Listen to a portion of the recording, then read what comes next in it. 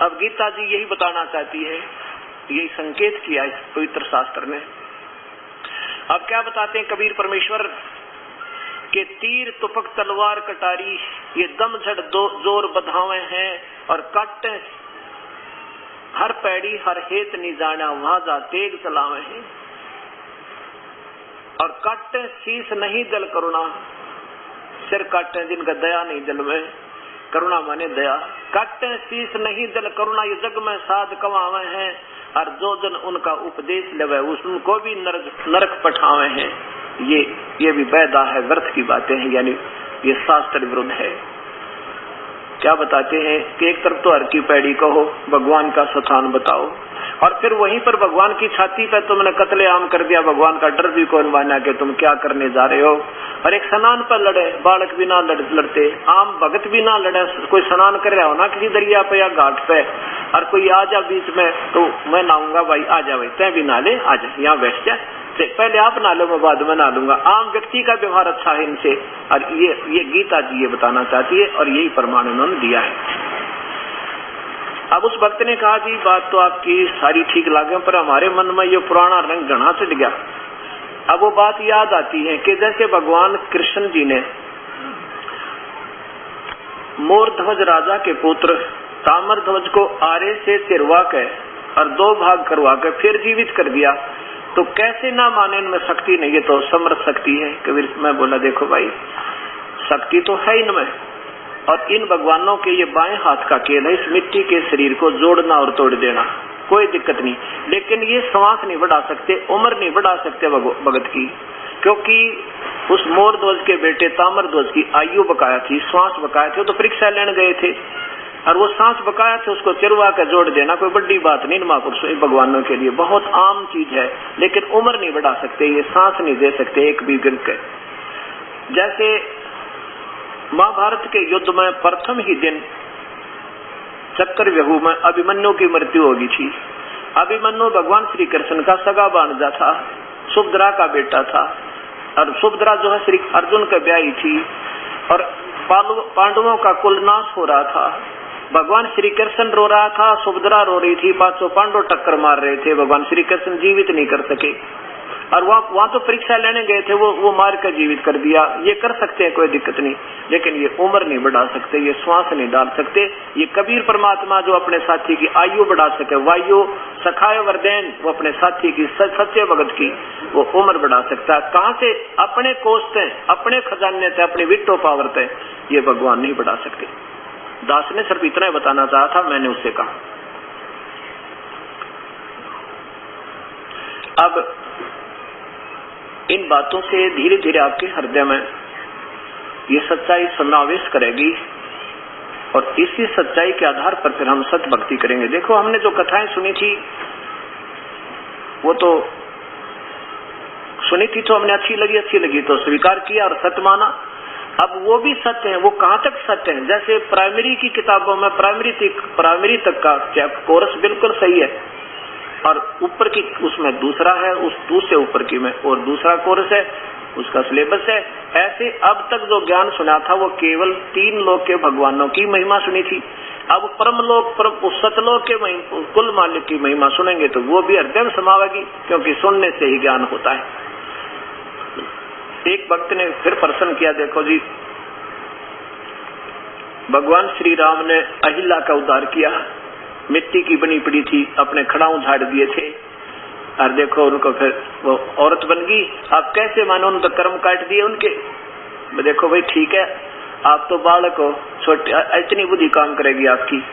देखिए ये क्या है, इस काल ने 4 युगों की पहले फिल्म बनाकर धर रखी है, सटोरी, और उस पर ये हीरो सेलेक्ट करके उन आत्माओं को भेजता रहता है, और वही आएंगी जो पहले निर्धारित है।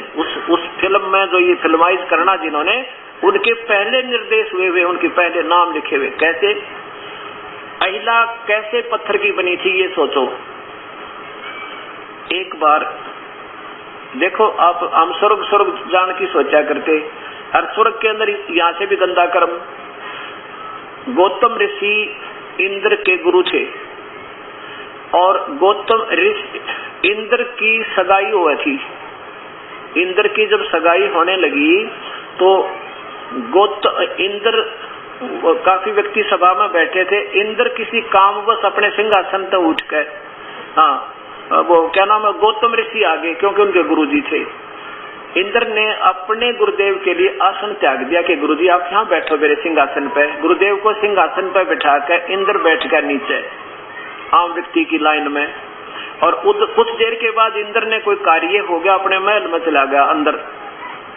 इतने में अहिल्या के पिताजी और साथ में अहिल्या के पिताजी का पुरोहित फटाफट आया कि जल्दी चलो, शीघ्र चलो, मुहूर्त निकल गई, फटाफट। मतलब उसने इतनी लगन मचा दी, इतनी शीघ्रता कर दी, भागकर जाकर के बस दो कहते हैं बस कुछ अक्षण ही बकाया है मुहूर्त में, फटाफट बच्चे को तिलक कर दो, पढ़ाई कर दो लड़की को। अब आव देखा ना ताव देखा, उसका गौतम का तिलक कर दिया, गौतम ऋषि का तिलक कर दिया, यानी सगाई कर दी उस इंद्र के स्थान पे, क्योंकि वो राजगद्दी सिंहासन पर गौतम बैठा था। और जब उन्हें तिलक पिलक कर लिया, वो पुरोहित वाली मूर्त भी डाली। जब सभासदों ने कहा कि ये तो गुरुदेव बैठे हैं, इंद्र तो महल में गए हैं, अब वो ये तो आपने गलत कर दिया। पुरोहित बोला तो हो गया सो हो गया भाई, अब ये टल नहीं सकता क्योंकि मूर्त निकल गई। अब इंद्र के सगाई होनी थी होगी गौतम का गुरुदेव के। अब इंद्र के एक बार वापस आया, उसने पता लगा भाई गुरुजी की तो सगाई होगी। अब इंद्र क्या कहा अपने गुरुदेव को, बड़ी बधाई दी, बड़ी खुशी हुई, ऊपर ले मन तक खूब गवाई दी और अंदर ले मन में उसका खोट रह गया। अब कुछ वर्षों के बाद क्या हुआ कि अंदर के मन में ये खोट आ गया कि ये तो ब्याह तो तेरे साथ भी तो होना था इसका, अहिल्या का है, और भाई ये तो उसके मन में उसकी आसक्तता फंसी रही और दुष्कर्म करने के लिए 100 स्कीम तैयार की। एक देव से कहा, एक शुक्ल नाम के देव से कहा, क्योंकि ये इंद्र जो है देवताओं का मालिक है, राजा है, इसकी हुक्म चले। एक से कहा कि तू मुर्गा बनकर बोलना, वक्त से मतलब टाइम से पहले बोलना, अलार्म के टाइम, क्योंकि गौतम ऋषि मुर्गा बोला करता था सही समय पर, तो उस समय उठकर स्नान करने अपना जाते थे वहां गंगा पे।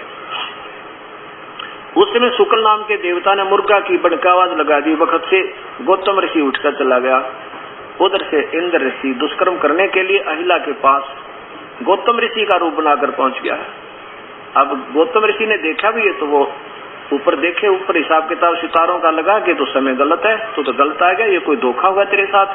शीघ्र वापस आ गया, ना कह आकर देखा तो वो दुष्कर्मी प्राणी इंद्र अंदर पाया, उसको श्राप दे दिया। इंद्र को श्राप दिया पहले गौतम ने कि तेरे को 1000 स्त्री इंद्रियां होंगी, जैसे थोड़े हो जाते हैं ऐसे इंद्र के शरीर पर वो बीमारी जैसे होगी। उधर से अहिल्या को श्राप दे दिया कि तू पत्थर की होगी, उल्टा तने आज जो है अनरस कर दिया। अब अहिल्या ने कहा कि हे पतिदेव, हे स्वामी, आप तो जानी जान है, आप देख सकते हो ये इंद्र राक्षस जो है दुष्ट आत्मा आपका रूप बना कर आया था, मैं पहचान नहीं सकी मेरे मालिक, मेरा कोई दोष नहीं है, मुझे क्षमा कर दो। जब गौतम जी का जो है गुस्सा शांत हुआ तो उसने विचार से सोचा भी अहिल्या का कोई दोष नहीं था। फिर कहने लगा भी मेरे मुख से जो वचन निकल गया ये तो निकल गया, तो ये खत्म वापस नहीं हो सकता। फिर अहिल्या ने पूछा कि मेरा उद्धार कब होगा, कि तेरा उद्धार त्रेता युग में होगा। विष्णु को श्राप लगेगा नारद जी के, विष्णु को श्राप लगेगा नारद जी से, श्राप लगा हुआ नारद जी से कि तो एक जीवन अपनी पत्नी के वियोग में सारा जीवन निभाएगा, तो ये राजा दशरथ के घर जन्म लेगा त्रेता युग में, रामचंद्र इनका नाम होगा, और फिर इनको वनवास होगा, वनवास में ये आपके ऊपर खड़ाऊ झाड़ेंगे, तब आप औरत बनकर मेरे पास आ जाएगी। अब भक्तात्मा ये विचार करना होगा आपने, ये तो सतयुग में पहले बात बता दी थी जो होना था, और 10,000 वर्ष पर पहले महर्षि वाल्मीकि जी ने यही राम कथा लिख दी थी कि राजा के विष्णु जी को श्राप लगेगा, राजा के दशरथ के घर जन्म होगा, सीता से विवाह होगा, फिर उसका वनवास होगा और अहिल्या पर खड़ाऊ डाल झाड़ेगा तो उसका उद्धार होगा। तो ये भगवान कठपुतली है इस काल के हाथों, इसने पहले इनका प्रारब्ध बना रखा है, उसे टस से मस नहीं हो सकते, उतना ही लाभ ये दे सकते, इससे ज्यादा ये नहीं दे सकते, इतना ही ये लाभ दे सकते। अब देखो प्यारी आत्माओं, किसी महापुरुषों के गुणों से हम परिचित होंगे तभी तो उनके बारे में जानकारी होगी। अब ये भी भगवान ऐसी बात नहीं है, इतना उद्धार ये कर सकते हैं, लेकिन ये काल के हाथों है और परमात्मा पूर्ण ब्रह्म काल से ऊपर है, उसके अंदर काल है। वो काल के लेख को मिटा सकता है, वो कर्म के लेख को मिटा सकता है, और कर्म का लेख मिट कर हमें सुख हो सकता है, और कोई दूसरा तरीका नहीं। बोलो सतगुरुदेव की जय। बोलो सतगुरुदेव की जय। बंदी छोड़ कबीर साहेब की जय। बंदी छोड़ गरीबदास जी महाराज की जय। स्वामी रामदेवानंद जी गुरु महाराज की जय। सर्व संतों की जय, सर्व भक्तों की जय, धर्मी पुरुषों की जय, श्री काशी धाम की जय, श्री छुडानी धाम की जय, श्री करौथा धाम की जय। सही ग्रीव नमो नमो सतपुरुष को नमस्कार गुरु की नहीं, सुर नर मुंजन साधवा संतों सर्वस दीन। सतगुरु साहेब संत सब डंडो तुम प्रणाम, आगे पीछे मध्य हुए तिनको जा कुर्बान। निराकार निर्विषम काल जाल भयभंजनम, निर्लेपम निज नीरगुणम अकल अनुपवेशोन्न धुनम। सोहम सुरति समाप्तम सकल समाना नीरतल, उज्ज्वल हिरंबर हरदमम बेपरवाह था है। वार पार नहीं मध्य तम ग्रीव जो सुमर शद होई, गणनायक गलतान करो अनुग्रह सोई। पारस पद परवाना आज गणेश मनाऊं, गणनायक देवन देवा चरण कमल लोलाऊं। आज अंत करूं सेवा परम शक्ति संगीतम, मृद सिद्धिदाता सोई अवगत गुण अतीतम। सतपुरुष निर्मोही जगदम्बा जगदीशम, मंगल रूप मुरारी तन मन अर्पूं शीशम। भक्ति मुक्ति भंडारी सुर नर मुनि जन ध्यान, ब्रह्मा विष्णु महेशा शेष सहस मुख गावे। पूजा आदि गणेशा इंद्र कुबेर शरीखा, वरुण धर्म राय जावे। समर्थ जीवन जी का मन इच्छा पल पावे, 33 कोटि आधारा जावे 88।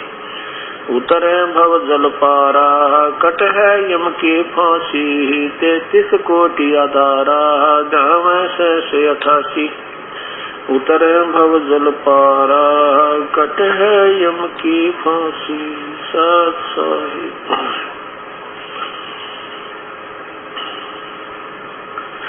कर जोरों विनती करूं, धरूं चरण पर शीश। गुरु राम देवानंद जी महाराज ने दिया नाम बख्शीश।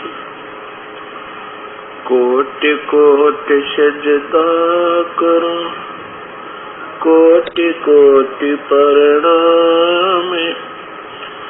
चरण कमल में राखियो मैं बांधी जम गुलाम।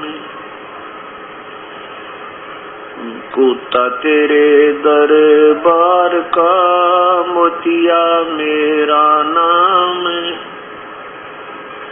गले प्रेम की जेवड़ी जांखें चोभा जाऊं। तो करो तो बावड़ू, दूर दूर करो तो जाऊं। जो राखो तो ही रहूं, जो देव सो खाऊं। अवगुण किए तो बहुत किए, करत न मानी हार। बावे बंदा बख्श दियो, बावे गर्दन उतार। अवगुण मेरे बाप जी, बख्शो गरीब नवाज। जो मैं पोत कपोत हूँ, बहुर पिता को लाज।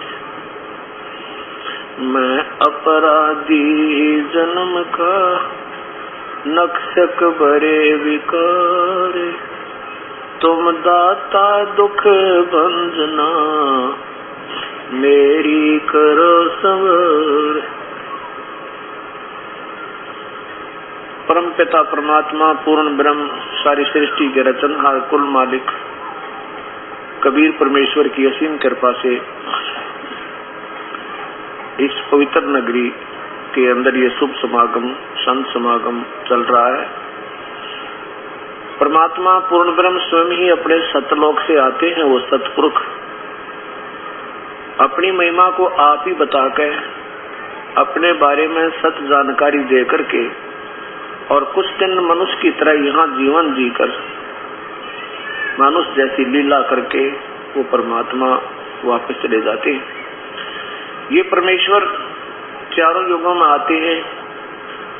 इनका चारों युगों में नाम अलग अलग होते हैं। सतयुग में ये सत सुकृत नाम से आए थे। त्रेता में इन्हीं परमेश्वर का नाम मुनिंदर था और द्वापर में इसी परमेश्वर का नाम करुणा में, और कलयुग में इनका वही नाम है जो वास्तविक नाम है। उस नाम से ये परमेश्वर आए थे। जिस भी युग में ये आते हैं अपनी सतवाणी की रचना कर देते हैं, अपने जानकारी आप सारी बता देते हैं साधारण भाषा में। परंतु हमारी एक अल्पज्ञता रहती है कि हम इस साधारण भाषा में वर्णन किए हुए सतज्ञान को नहीं समझ पाते और वर्तमान के जो चतुर प्राणी होते हैं, गुरु लोग, जिनको ज्ञान होता नहीं लेकिन वो हमें विद्वान नजर आते हैं, उनके बोलने की शैली अच्छी होती है। उन्होंने 50-60 कोई संस्कृत के श्लोक भी याद कर रखे होते हैं एक धारावाहिक प्रवचन करने के लिए। हम ये सोचते हैं कि ये परमात्मा जो आए हैं ये तो एक आम व्यक्ति नजर आता है, साधारण सी भाषा बोलता है और ये कितने विद्वान पुरुष हैं, कोई शुद्ध संस्कृत बोल रहा है, कोई शुद्ध हिंदी बोल रहा है। तो हम उनकी उस आकर्षण के आधार पर आधारित रहकर और इस मूल ज्ञान को, वास्तविक ज्ञान को नहीं समझ पाते, जिसके कारण हमारा ये कल्याण नहीं हो पा रहा।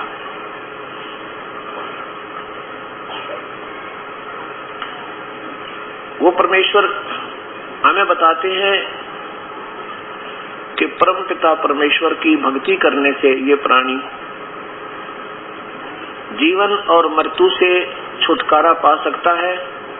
बाकी अन्य भगवानों की पूजाओं से ठीक है, जैसा प्राणी कर्म करेगा वो ज्यों का त्यों ही उसे प्राप्त होता रहता है।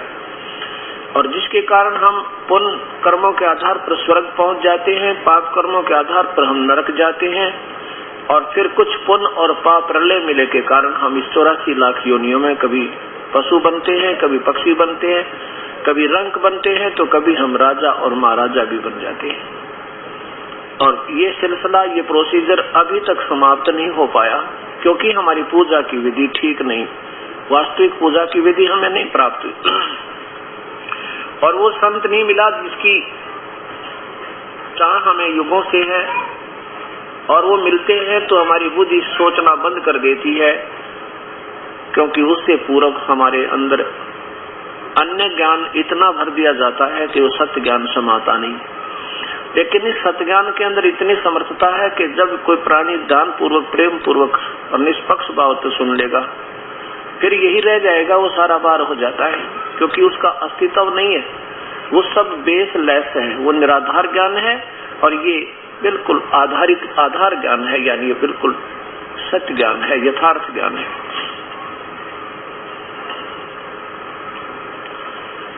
जैसा कि कल से जो प्रसंग चल रहा है कि परमात्मा कैसा है, कौन है, उसका नाम क्या है, जैसे कल के सत्संग में ये प्रमाण हुआ था शाम के समय कि वो परमात्मा कबीर है, जिसमें पवित्र बाइबल ने गवाही दी, पवित्र कुरान शरीफ ने उसको सेकंड किया, उसकी गवाही दी। पवित्र चारों वेदों ने बताया कि वो परमात्मा कबीर है, वो सारी सृष्टि का रचनहार कुल मालिक है। पवित्र गुरु ग्रंथ साहिब में प्रमाण पाया कि वो कबीर परमेश्वर है, और आंखों देखे उस महापुरुष ने, उस प्यारी प्रभु की प्यारी आत्मा गुरु नानक देव जी ने आंखों देखा हाल बताया कि धानक रूप रहा करता, ये काशी में जो आया हुआ है ये जुलाहा ही कबीर है, वो पूर्ण परमेश्वर, ये सतपुरुष है, ये किसी को भेद नहीं लगने देता। आज के प्रसंग में आप सुन रहे हैं कि एक गरीबदास जी, उस प्रभु की प्यारी आत्मा जिनको उनका साक्षात्कार हुआ, वो छुड़ाने के अंदर उनको मिले और फिर उनको ऊपर आकाश में सतलोक में ले गए। सतलोक से फिर वापस छोड़ा तो वो अपनी आंखों देखे हाल की वाणी वर्णन करने लगे। उस वाणी को सुनकर आम लोग, आम व्यक्ति, गांव वाले कहने लगे ये लड़का बावड़ा हो गया, पागल हो गया। क्यों पागल हो गया? क्योंकि इसने जंतर मंत्र का दूध पी लिया था, जिसके कारण इसका फटकारा लग गया और ये बावड़ा हो गया लड़का लड़की का। उसके इलाज के लिए जगह जगह गए थे। प्रसंग चल रहा था सुबह के समय आज कि एक दादू पंथ का, दादू जी, श्री आदरणीय श्री दादू जी, ये भी पूर्ण परमात्मा के सीधे संपर्क में आए थे और इनको भी अपना सतलोक दिखाया था, जैसे गुरु नानक देव जी को दिखाया, जैसे आदरणीय गरीबदास जी को दिखाया था, ऐसे ही आदरणीय दादू साहिब को दिखाया था। और उस दादू साहिब ने फिर आकर के अपनी आंखों देखी गवाही कही थी, जैसे आप सुबह की सत्संग में सुन रहे थे। उसका प्रसंग अब फिर प्रारंभ होगा थोड़ा सा, क्योंकि इस आपस में लिंक है। दादू जी ने फिर जब देखा आंखों परमेश्वर को सतलोक में, सचखंड में, उस परमेश्वर की महिमा अपनी आंखों देखा, गवाही दी उस परमेश्वर की। क्या प्रसंग चल रहा था कि अब ही तेरी सब मिटाए जन्म मरण की पीड़, श्वास उसास सुमर ले दादू नाम कबीर। दादू जी, परम आदरणीय दादू जी कहते हैं कि इस जन्म में तेरे जन्म और मृत्यु मिट जाएगी। और श्वास उसास का एक मंत्र है जो परमेश्वर की प्यारी आत्मा को प्राप्त हो गया तो उसका बेड़ा पार होगा, पर उसको देने का अधिकार सबको नहीं होता। और नकली नाम देने वाले नकली लोग भी, संत जन, आप भी दोषी हैं। जैसे को डुप्लीकेट लाइसेंस बनवा दे, लगता तो एक ही जैसा है, लेकिन वो जहाँ उसकी आवश्यकता पड़ेगी वहां पर वो काम नहीं करेगा। तो क्या बताते हैं, कोई सरगुण में रीझ रहा, कोई निर्गुण ठहरावे, दादू गत कबीर की ही हमसे कहीं ना जावे। कोई तो निराकार का भगवान में, कोई साकार कहता है, कोई निर्गुण में राजी हो रहा है उसकी व्याख्या पूरी करके, और कोई सरगुण बताकर उसको प्रसन्न होता है। लेकिन नहीं, उस परमेश्वर की महिमा जीव नहीं समझ सकता, वो तो आप पर बताता है करके, वो आप ही अपना विवरण सत्य सत्य देता है। दादू नाम कबीर का सुन के कप काले, नाम भरोसे नर चले है, बंका न होवे बाले। श्री दादू जी कहते हैं कि उस परम पिता परमेश्वर के नाम न सुनकर ये काल भी कांपे, किसी ब्रह्मांड का मालिक ब्रह्मा विष्णु महेश का पिता। और जो सच्चे नाम, सार नाम, पूरे नाम के आधार पर, सच्चे वास्तविक मंत्र के आधार पर जो प्राणी चलेगा, पूरी मर्यादा में रहता हुआ, कहते हैं उसका बाका ना हुआ बाल, अर्थात उसको पूरा प्रोटेक्शन, पूरा संरक्षण परमेश्वर की तरफ से मिला रहेगा। उसका मेर भरा पंजा उस प्यारी आत्मा पर सदा बना रहेगा। जिन मुझको निज नाम दिया, निज नाम, वास्तविक नाम जो मेरे को दिया, जिन मुझको निज नाम दिया, सोए सतगुरु हमारे, दादू दूसरा कोई नहीं, ये कबीर सिरजन आरे। प्यारी महात्मा ने बता दिया कि और दूसरा कोई भगवान नहीं, केवल कबीर परमेश्वर है। ये सृजनहार, ये सृष्टि का रचनहार है, ब्रह्मांडों का रचनहार। और यही पवित्र बाइबल ने बताया कि परमात्मा ने 6 दिन में सृष्टि रची, 7वें दिन तख्त पर जा बैठा और उसने मनुष्य को अपने जैसा बनाया। और आंखों देखी ये परमात्मा की प्यारी आत्मा। गरीबदास जी कहते हैं, हमरे ही उनिहार है अपना सृजनहार, अपने उनिहार माने अपने जैसा मनुष्य सदृश ही है। लेकिन पावर बहुत है, जैसे एक तो राजा हो और एक मेरे जैसा रंग हो, है तो दोनों मनुष्य जैसे, पर पावर में बहुत फर्क है। ऐसे ही आत्मा और परमात्मा में दिन और रात का अंतर होता है, बहुत ज्यादा उनकी शक्ति की भिन्नता होती है। अब ऐसे दादू जी को वो परमात्मा मिले और फिर सतनाम देकर के फिर नहीं मिले, दोबारा फिर आए, वापस शरीर में छोड़ दिया, फिर सतनाम दिया, सच्चा नाम 2 मंत्र का होता है। और फिर कहा था, बेटा तुझे सारनाम भी दूंगा और सार नाम से तेरी मुक्ति होगी, पर इस सार नाम को तू आगे मत देना किसी को। सबको ये बैन लगा कर गए थे परमात्मा, अब से पहले। उसका कुछ अलग कारण है, वो समय आने पर आपको धीरे धीरे पता लगेगा कि अब से पहले क्यों सार नाम नहीं प्रकट होने दिया मालिक ने। जैसे सुबह बताया था कि धर्मदास तो लाख दुआई, ये सार शब्द कहीं बार न जाई। सार शब्द बार जो पढ़ी और बिचली पीढ़ी हंस नहीं तेही। अब जैसे ये पुण्यात्मा अब आ रहे थे ना, अब ये नहीं तर सकते थे, क्योंकि उनके पास ये नाम हो जाता, सबको पता लग जाता, ये नाम देते हैं, ये नाम देते हैं। अब हमको पता लग गया कि सब कौन कौन से पंथ में क्या क्या नाम देते हैं, उनकी सब कॉपी हमारे पास है, उनकी बुक्स हमारे पास है। और सब संत भक्तात्माओं को मालूम है कि वो जिस पंथों से उपदेश दिया वो क्या नाम देते हैं। और अब आपके सामने उन सतनामों का, सतनाम का विवरण मिलेगा, फिर आप पे समझ में आ जाए कि अभी तक ये वास्तविक नाम भगत समाज में पहुंचा नहीं था। क्यों नहीं पहुंचा था? क्योंकि बीच के जो अपने भक्त आत्मा वो अशिक्षित थे, और ये लोग संत लोग, चतुर लोग हैं। इन्होंने ये मालूम अपने आप को ये सत्ज्ञान समझकर कि हम जो प्रचार करें सही है, और आम व्यक्ति को अपने पीछे लगा लिया।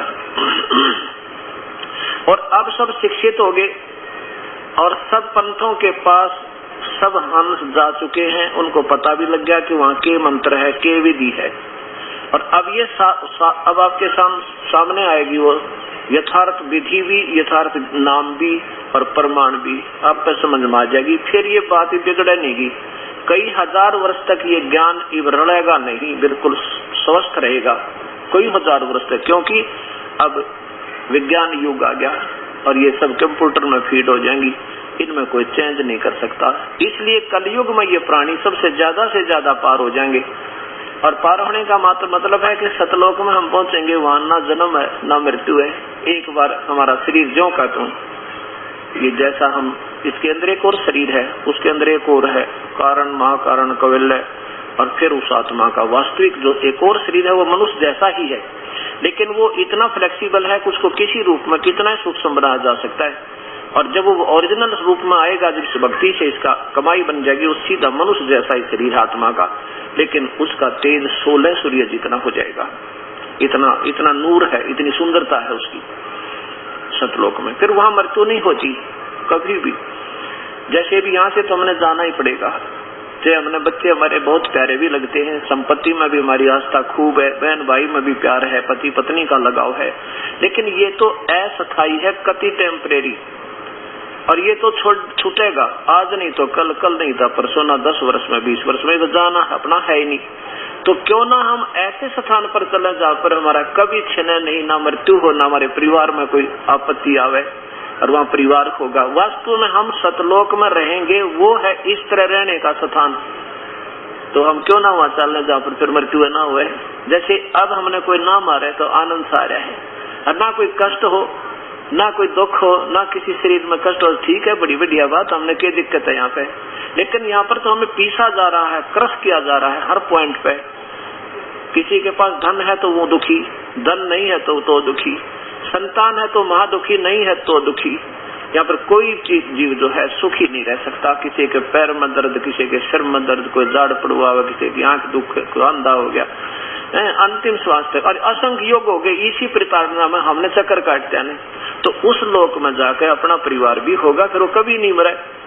और ये तो जाना ही यहाँ से है, संस्कार से ही सारे जुगाड़ जुड़ेगा। तो अब इस मंत्र से, इस विधि से आपका ऐसे संस्कार बनेंगे कि आपकी फिर जन्म मृत्यु नहीं होगी। हम सतलोक चले जाएंगे, वहाँ भगवान भी मनुष्य जैसा है और जीव आत्मा तो फिर आत्मा का शरीर भी मनुष्य जैसा ही है। अब ये संत कहते हैं भगवान निराकार है और चलो सतलोक। सतलोक में बताओ क्या करेंगे जब भगवान ने नियत है। जब भगवान परमात्मा अल्लाह सतपुरुष वहाँ है ही नहीं तो हम क्या करेंगे वहां जाकर। फिर तो ऐसे अंधे यहाँ पर, ऐसे अंधे वहां पे, और जिसकी तड़फ जिसके पाने के लिए प्रयत्न किए जा रहे हैं वो है ही नहीं, निराकार बताया गया। तो इन संतों की बेसलेस थ्योरी थी, बेसलेस अपनी, ना कोई शास्त्र देखा इन्होंने, ना इनकी अपनी पहुंच हुई। अब सुनी सुनाई सट्टे लाके और ये इतने मोटे मोटे अपने सोच के कथा किताबें बनाकर सैकड़ों सैकड़ों बड़ी आत्माओं में पेश कर दी। अब ये फिर नए सिरे से देखा जाएगा प्रभु के पाने का तरीका, और बहुत आसान, बिल्कुल सिंपल। ऐसे फिर काफी दिन तक जब आदरणीय श्री दादू जी तड़पते रहे, रोते रहे, हे परमेश्वर एक बार फिर दर्शन दे दो, हे परमात्मा एक बार फिर दर्शन दे दो। जब देखा कि वो परमात्मा मिल नहीं रहे, सार शब्द बिना मुक्ति होनी, तो क्या सोचा कि इस जीवन से अच्छा तो मृत्यु अच्छी। अब उस परमेश्वर बिना जल लगता नहीं, आनंद नहीं आ रहा। सांबर नदी पर जाकर अपनी आत्महत्या करने के लिए और ऐसे टक्कर मारी पहले तो एक पहाड़ के अंदर। जो ही टक्कर मारने लगे परमात्मा, वो कबीर वही जिंदा वाले रूप में सामने खड़े हो गए और अपने प्यारी आत्मा को सीने से लगा लिया, फिर उनको सार नाम दिया और उस दादू जी की मुक्ति करी। अब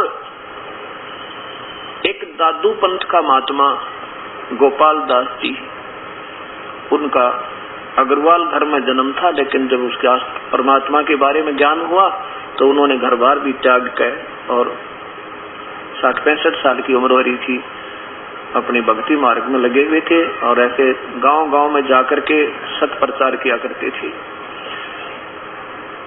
जब वो छुडानी में पहुंच गए वो महात्मा गोपाल दास जी, और वहाँ गांव वालों को पता चला कि एक साधु आए हैं, बड़ी अच्छी बातें बताते हैं, तो गरीबदास जी के नाना जी और साथ में 2-4 और गांव के व्यक्ति उस महात्मा के पास गए।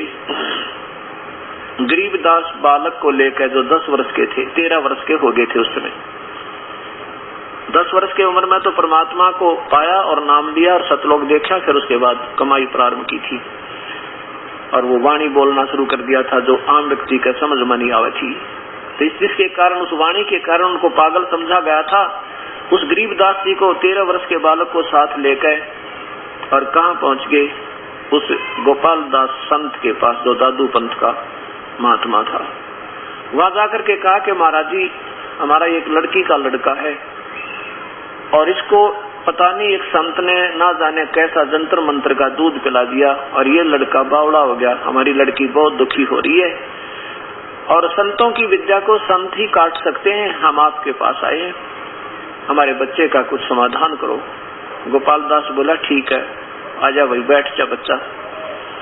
गरीबदास को सामने बैठा लिया, 13 वर्ष के बालक को, और कहने लगा वो कौन था महाराज, क्या नाम था बेटा उसका? तो क्या बताया उस परमेश्वर ने, अलल पंख अनुराग है सुन मंडल रथीर, दास गरीब उधारिया सतगुरु मिले कबीर, अनंत कोट ब्रह्मांड का एक रति नहीं भार, सतगुरु पुरुष कबीर हैं कुल के सिरजन आरे। और फिर क्या बताते हैं, हम सुल्तानी नानक तारे दादू को उपदेश दिया, जात जुलाहा भेद न पाया वो काशी माह कबीर हुआ। ये भी भ्रम मिटा रहे हैं कि कौन है वो कबीर, कि हम हम सभी का उद्धार किया। गरीबदास जी कह रहे हैं किस किस का? अब्राहिम सुल्तान अधम, हम सुल्तानी नानक, श्री नानक जी का, और दादू को उपदेश दिया। उसी परमेश्वर ने आके दादू जी को भी नाम सतनाम वो वास्तविक मंत्र दिया था। और जात जुलाहा वो भेद नहीं पाया, काशी माए कबीर होया। अब इस बात ने सुनकर वो दादू पंथी महात्मा एकदम असमंजस में पड़ गया कि भाई ये तो आम बालक नहीं है। फिर क्या सुनाना शुरू किया? गैबी ही ख्याल विशाल सतगुरु अतल दिगंबर चीर है, भक्ति हेत काया धर आए, अवगत सहत कबीर है।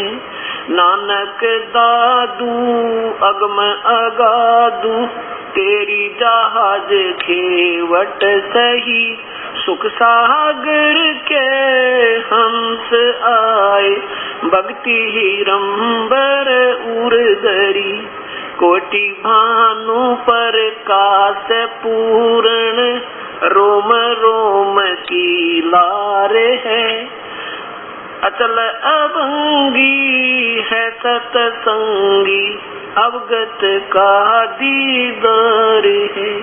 धन सतगुरु उपदेश देवा, 84 ब्रह्म मेटही, तेज पुंज तन दे धर कर, इस विधि हमको बैठही। शब्द निवास आकाश वाणी, ये सतगुरु का रूप है। चंद सूरज न पवन पानी, न जा छाया धूप है। रहता रमता राम साहेब, अवगत अलह अलेख है। बोले है पंथ विटम्बवादी, कुल का खाविंद एक है। रोम रोम में जाप जपले, अष्ट कमल दल मेल है। सुरत नरत को कमल पठावो, जा दीपक बिन तेल है। अर्दम खोज हनोज हाजर, चरवैणी के तीर है। दास गरीब तबीब, सतगुरु बंदी छोड़ कबीर है। अर्दम खोज हनोज हाजर, चरवैणी के तीर है। दास गरीब तबीब, सतगुरु बंदी छोड़ कबीर। अब इस वाणी का के भावार्थ बताया कि गैबी ख्याल विशाल सतगुरु अचल दिगंबर थीर है। वो परमेश्वर पूर्ण ब्रह्म, उनके तो बहुत ही गुप्त रहस्य है, उसको कोई नहीं जान सकता। उसकी रजा हो जिस प्राणी पर वही समझ सकता है। वही अचल, अचल माने अजरो अमर सथाई, सदा रहने वाला। और वही परमेश्वर थीर, थीर माने सदा रहने वाला, बिल्कुल डगमग ना हो। और भक्ति हेत काया धर आए, परमात्मा वो पूर्ण ब्रह्म, उनका वास्तविक शरीर जो है इतना तेज है कि इन आंखों से नहीं देख सकता वो प्राणी। उनके एक रोमकूप में करोड़ सूर्य करोड़ चंद्रमा मिला दे उस सतपुरुष का, इतना उसका तेज है। उस तेजों में शरीर के ऊपर अपना एक और तेज पुंज का शरीर बना के ज्यों का त्यों एज इट इज, क्योंकि परमात्मा जैसे बल्लभ के ऊपर कोई थैली बांध पॉलिथीन की तो बल्लभ जैसा तो लगेगा, लेकिन वो चांदना कम हो जाता उसका। ऐसे ही एक और कोट पहन का परमेश्वर कहते हैं, ऐसे आते हैं। भक्ति हेत काया धरे आए, अवगत सत कबीर हैं। नानक दादू अगम अगाधु तेरी जहाज खेवट सही, वो सुख सागर के हंस आए भक्ति हिरंबर उर्दरी। उन प्यारी आत्माओं में पहले प्रभु की बहुत तड़प थी, युगों युगों से साधना कर रहे थे, जैसे उनको साधना मिलती थी उनके लिए परमात्मा ने यहाँ पर आए और उनको सत भक्ति का दान दिया। कोटि भानु, कोटि भानु माने सूर्य, करोड़ सूर्य, प्रकाश पूर्ण, रोम रोम की लार है उस कबीर परमेश्वर की। उन्होंने आंखों देखा सतपुरुष को, वो बता रहे हैं कि वो परमात्मा मनुष्य जैसा है और उसके एक रोमकूप की लार यानी उसके एक रोमकूप में करोड़ सूर्य जितना चमक तेज है उससे भी ज्यादा है और करोड़ चांद मिला दे। कोटि भानु प्रकाश पूर्ण रोम रोम की लार है, अचल अभंगी है सत्संगी, ऐसा उस परमेश्वर का दीदार है, ऐसा दर्शन है उस परमेश्वर का। धन सतगुर उपदेश देवा 84 ब्रह्म मेट ही, सच्चे नाम के आधार पर, सत्य नाम यानी पूर्ण नाम के निज नाम के आधार से हमारे 84 लाख योनियों के झंझट को मिटा देते हैं और तेज पुंज तन देव दे दर कहे। तेज पुंज का यानी एक शरीर, एक हल्के तेज पुंज का हल्के नूरी शरीर बनाकर वो परमात्मा इस प्रकार हमको मिलते हैं यहाँ पर आकर। भूले पंथ विटम्बवादी रहता रमता राम साहेब अवगत अलह है, और भूले पंथ विटम्बवादी व कुल का खामिद एक है। ये कहते हैं ये पंथ वाले नाना पंथ बना के ये तो भूल रहे हैं, वो परमात्मा कबीर ही है जो कुल का मालिक एक है, वो सबका कुल मालिक है। हरदम खोज हनोज हाजिर, हरदम यानी हर एक श्वास के प्रत्येक श्वास के साथ उस परमेश्वर की तलाश कर, उसका अभ्यास कर, और हरदम खोज हनोज हाजिर फिर तिरवैणी के तीर है। दास गरीब तबीब सतगुरु, तबीब माने वैद, इस जन्म मरण के रोग को काटने वाला वैद वो कबीर है। दास गरीब तबीब सतगुरु, बंदी छोड़ कबीर है। बंदी छोड़ माने बंधनों का शत्रु यानी बमबारी, काल के बंधन से काटने वाला, बंधनों का दुश्मन, वो बंदी छोड़ काल के बंध से छुड़ाने वाला वो कबीर है। उसके बाद उस गरीबदास जी ने कि ये वाणी सुन के और वो महात्मा दादू पंथी गोपाल दास जी कहने लगा, गांव वालों बावड़ा ये नहीं बावड़े तुम हो, ये तो अमृत वाणी बोल रहा उस परम पिता की आंखों देखी, उस पूर्ण ब्रह्म की।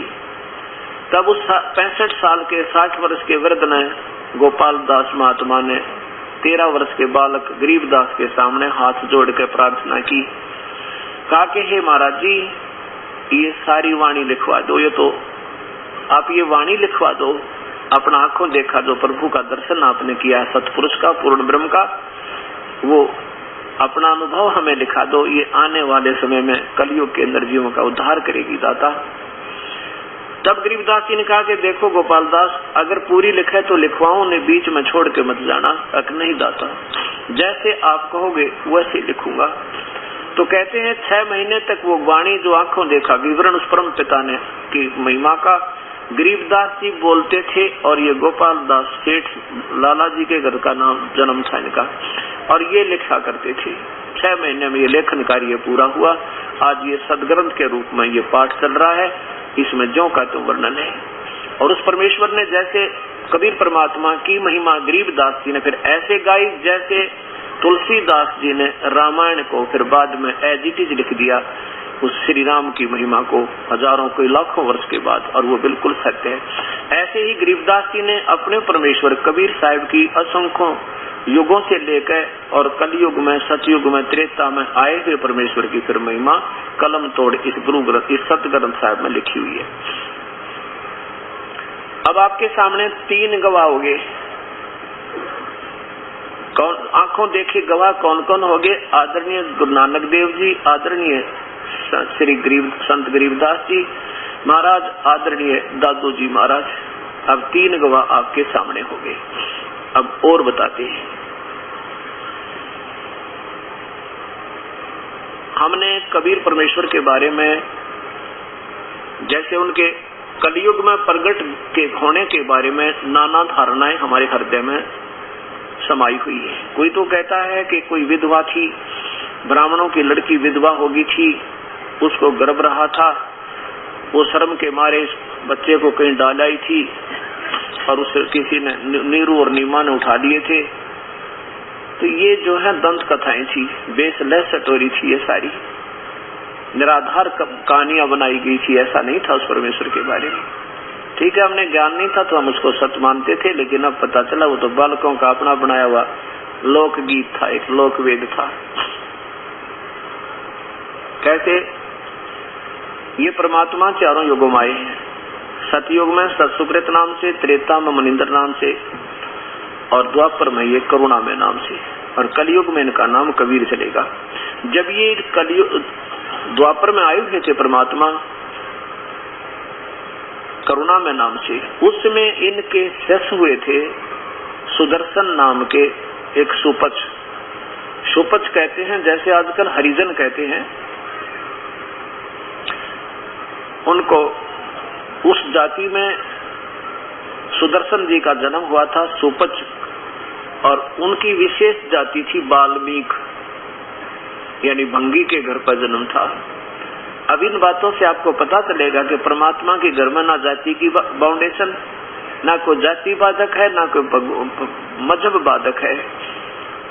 केवल आत्मा निर्मल हो, परमात्मा की तड़प हो और मंत्र ठीक मिल जाए, गुरु पूरे हो जाए, तो चाहे किसी भी जाति या मजहब का प्राणी है उसका बेड़ा पार होगा। अब सुदर्शन जी को कबीर परमेश्वर जब करुणामय नाम से आए हुए थे, कलयुग में मिले थे, उनको अपना सतज्ञान, सतलोक सारा कुछ दिखाया था। तो उसके बाद सुदर्शन जी का तो पक्का विश्वास हो गया कि ये भगवान खुद आए हैं, परमेश्वर हैं, सारी सृष्टि के रचनहार हैं, और उनके आधार पर वो भक्ति करने लगे। तो जो पांडवों ने अश्वमेध यज्ञ किया था, जिसमें एक घंटा शंख रखा गया था कि ये बजेगा तो ये शंख यज्ञ पूर्ण होगी, तो वो किसी से नहीं बजा था, ना भगवान श्री कृष्ण से। उसने भी भोजन पा लिया था, क्योंकि उसकी शर्त थी कि ये शंख अपने आप बजेगा। एक सुसज्जित स्टेज पर रखा था, और जब बजेगा, जब ये सारे संत आत्मा उस भंडार में भोजन पालेंगे, तो अगर ये शंख बज गया तो यज्ञ पूर्ण हुई, नहीं तो समझो अपूर्ण है और कष्ट पांडवों के कटे नहीं। तो उसमें क्या हुआ था कि भगवान 33 करोड़ देवता, 88,000 ऋषि, 9 नाथ, 84 सिद्ध और 56 करोड़ यादव और ब्रह्मा विष्णु महेश भी गुप्त रूप में आकर भोजन पा चुके थे। श्री कृष्ण जी ने भी खाना खा लिया था, लेकिन शंख नहीं बजा था।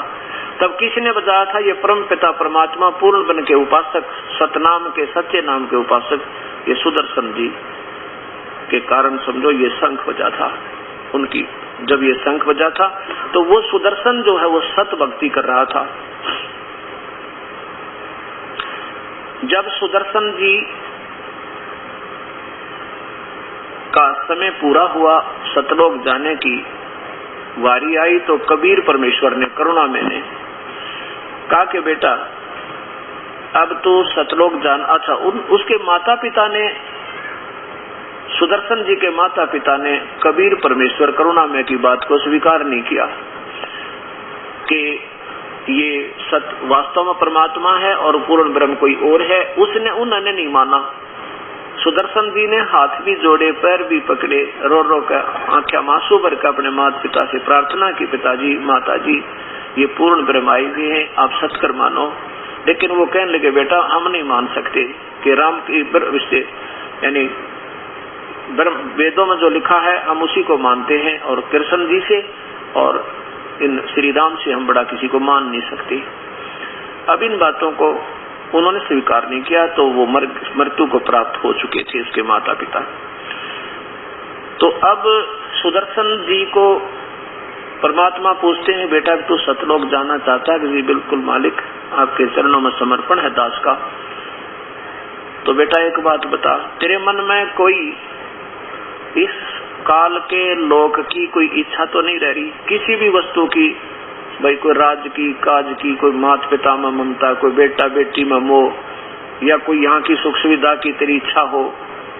अगर ऐसा है तो पुत्र तेरा पुनर्जन्म होगा, और यहाँ से बिल्कुल आपका हृदय हट चुका है, तो फिर ये नाम की कमाई से आप सतलोक चले जाओगे, ये नियम है। अब सुदर्शन जी कहने लगे, परमात्मा अपने ज्ञान ही ऐसा दे दिया, यहाँ से तो बिल्कुल दिल हट चुका है, यहाँ से इंद्र का भी राज मुझे दे तो भी नहीं अच्छा लगे, कति भी प्राप्ति की इच्छा मालिक।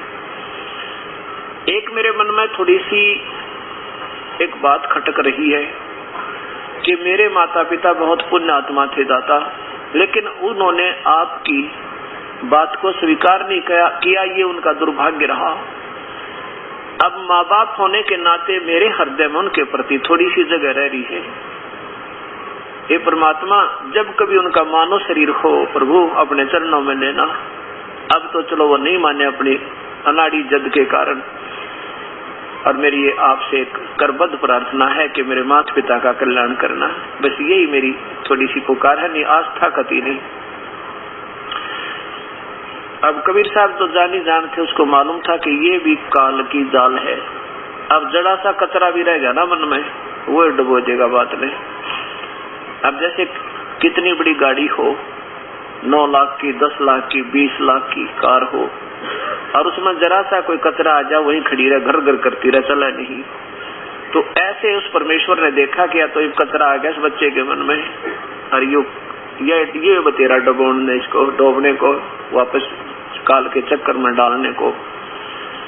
हालांकि सुदर्शन जी बड़ा सोच बूझ से कह रहा था कि कोई ऐसी ममता नहीं है मालिक यहाँ की, लेकिन वह भी ममताएं थी, वो भी कमजोरी बोल रही थी उसके अंदर।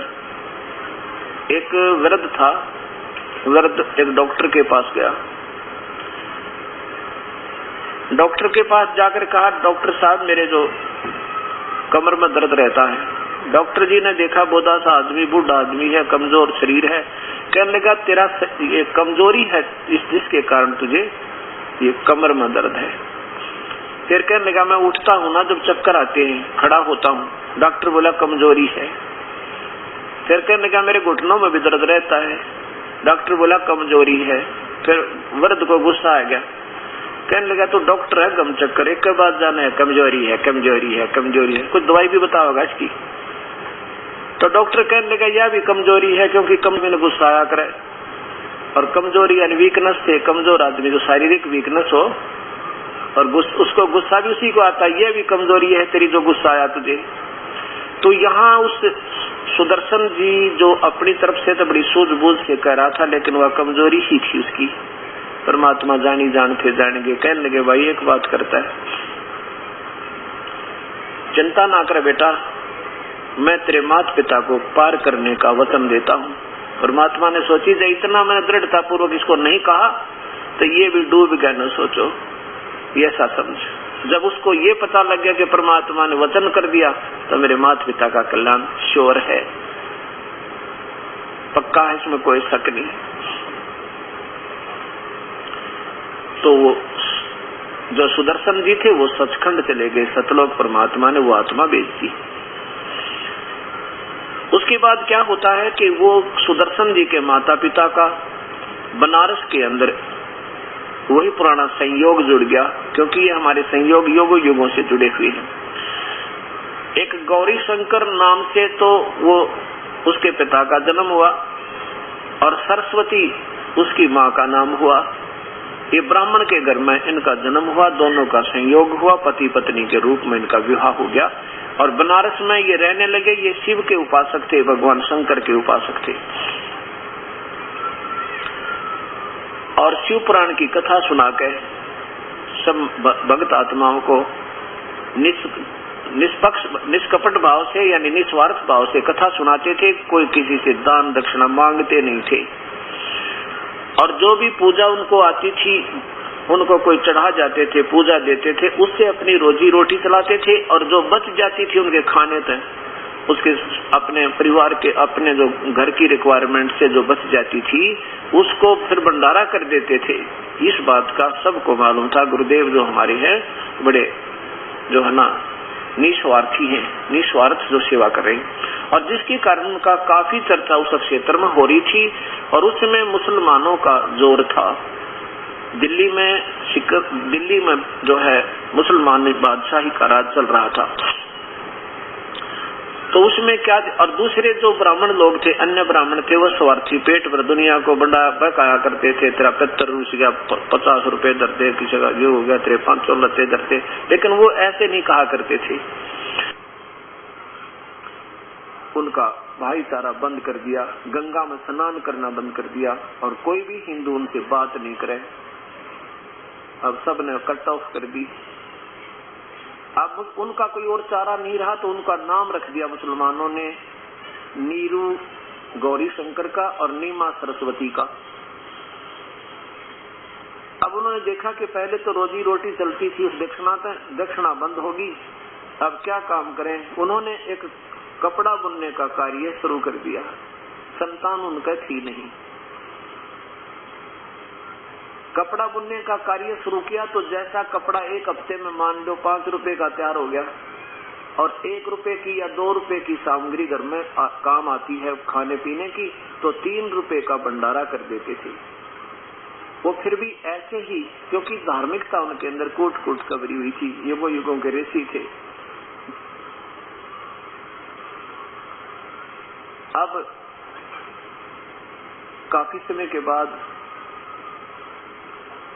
उनके संतान भी नहीं हुई, जिसके कारण उनको बड़ी उस सामाजिक यातना भी, लोगों की सुनी बातों को भी सहन करना पड़ा। क्योंकि हमारे समाज में एक और विशेष बुराई है कि नौका इसका संतान को ना, इसका तो मुख भी नहीं देखा सुबह सुबह, इस तरह के भैया। ये अनजान अटकड़े किन अटकाई, नादान गुरुओं ने एक दूसरे के साथ दुश्मन बना दिया, और उनका जीना दुभर हो जाए जिसका संतान ना होता है। और यहाँ पर संत दृष्टिकोण से, परमपिता परमात्मा की दृष्टिकोण से, जिन भक्तों के संतान नहीं है वो बहुत पुण्यकर्मी प्राणी है, क्योंकि उनका आपस में कोई अभी लेना देना बकाया नहीं है किसी प्राणी का। यहाँ हम एक दूसरे के बेटा बेटी, पति पत्नी, पिता पुत्र के रूप में कैसे संयोग होता है। जैसे एक पुत्र ऐसा निकम्मा होता है, पिताजी तो माया जोड़े, बेटा सारा पीवे और नुकसान करे, पैसे ले ले और ना देवा तो लड़ाई करे, और फिर उसने बर्बाद करे। पिता बैठ कर रोवे कोण में एकांत में जाके बनी, क्योंकि उस पिता ने पिछले जन्म उस पुत्र का ऐसे रो रो कर कोई पैसा लूट रखा था, वो ले अपना पूरा करेगा। ऐसे ही कोई एक पुत्र ऐसा होता है कि पिताजी तो दारू पीवे और बेटा घुमा घुमा के जाए, और बोला था पिताजी इधर दे, और वो चुप करके वो पैसा घुमा घुमा के दे रहा है, पिताजी बर्बाद कर रहा है। वो उसका पिछले जन्म में उस पिता ने उस बेटे ने उस पिता का ले रखा था। अब एक बेटी की शादी कर दी और खूब पैसा दहेज लगा दिया ब्याह में, और 6 महीने बाद से बेटी मर गई। वो बेटी वह आपकी मांगत मांगे थी, और वो दामाद जो है आपका पिछले जन्म का हिसाब था कोई, वो जो आपने लूट रखा होगा, और वो जमाई बन के ले लिया आपने।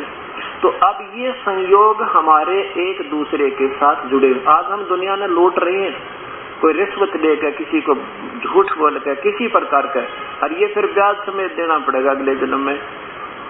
एक बहुत बड़ा अधिकारी था, जब ये दास सर्विस किया करता था, ये कहानी अभी याद आने लगी जब ये नाम ले लिया।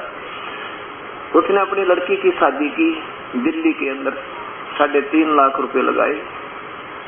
6 महीने के बाद लड़की छोड़ दी। आज से 10, 12 वर्ष, 15 वर्ष पहले की बात है। उसमें 3.5 लाख रुपए बहुत गणे हुआ करके। 6 महीने के बाद लड़की को तलाक दे दिया। उस दुख में वो अधिकारी की मृत्यु होगी, गधा बनेगा। बोलो, पहले तो दुनिया को लूट लूट कर पैसा इकट्ठा किया, वो तो दामाद को दे दिया, और दामाद ने फिर वो रिजेक्ट कर दी लड़की, और फिर उसी दुख में हार्ट अटैक होगा, वो पशु बनेगा। क्योंकि अब ये हमारे एक दूसरे के लेन देन है। एक लेवा एक देवा दूतम, कोई किसी का पिता नहीं पूतम, ये ऋण संबंध जुड़ा एक ठाठा, अंश में सब 12 बाटा। तो संत दृष्टिकोण से इसको ऐसा बताया है। और जिनका संतान है, वो संतान भगवान की भक्ति करते हैं तो धन भाग है उनके। क्योंकि जब हमें सतमार्ग मिल जाएगा तो मान ले हमारा आपस में किसी का लेन देन उलझ भी रहा है, तो इस नाम, सच्चे नाम के आधार पर वो परमात्मा हमारे लेन देन के कनेक्शन को काट देगा। और फिर बाप बेटा दोनों मिलकर भक्ति करेंगे और पार हो जाएंगे। क्योंकि ये परमात्मा वही है जो हमारे उलझे हुए संस्कारों को सुलझाने वाला है और हमें मुक्त करने वाला है। इसके पास फुल पावर है। तो इसकी शरण में आने से फिर हमारे मान ले ऋण संबंध है तो भी ठीक हो जाएंगे और दोनों पिता पुत्र बेटा बेटी माता पिता सारे पार हो जाएंगे, यहाँ से झंझट कट जाएगा। ऐसा तो अब नीरू और नीमा निसंतान थे और उसमें 15-16 10-12 वर्ष की उम्र में ब्याह हो जाता था। आयु होगी थी लगभग उनकी 50 और 55-60 साल की, तब तक उनका संतान नहीं थी। उन्होंने सारे जंतर मंत्र भी कर लिए थे, सब कुछ अपने जो है ना मन्नत भी मान ली थी, पर कुछ नहीं हुआ। उनका गंगा में स्नान करना बंद कर दिया गया था। अब उस गंगा से एक स्थान से पानी, गंगा की लहरों पर से पानी ओवरफ्लो होकर ऐसे उछल उछल कर और एक बहुत बड़े लंबे सरोवर का रूप धारण किया हुआ है। आज भी उसका नाम लहर तारा तालाब है, आज भी विद्यमान है। उसका अंश बकाया है, उसका एक अंश प्रमाण के लिए आज भी विद्यमान है, जिसमें कबीर मार्ग के कबीर पंथ के महापुरुषों ने वहां पर एक यादगारें बना रखी हैं। उसका बहुत बड़ा मंदिर टाइप बना रखा है।